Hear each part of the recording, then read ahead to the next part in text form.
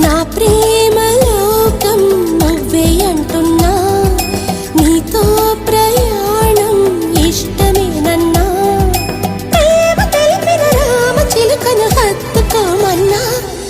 చెప్పాలనుంది చిన్న మాటైనా, ఆగనంది దాగనంది లోలోన, ఇన్నాళ్ళ నుండి ఉన్న మాటైనా, ఇప్పుడేగా చెప్పమంది ప్రేమైనా. పెదవి కదిలించుకో, మనసే వినిపించుకో, పరదా తొలగించు కొంతైనా.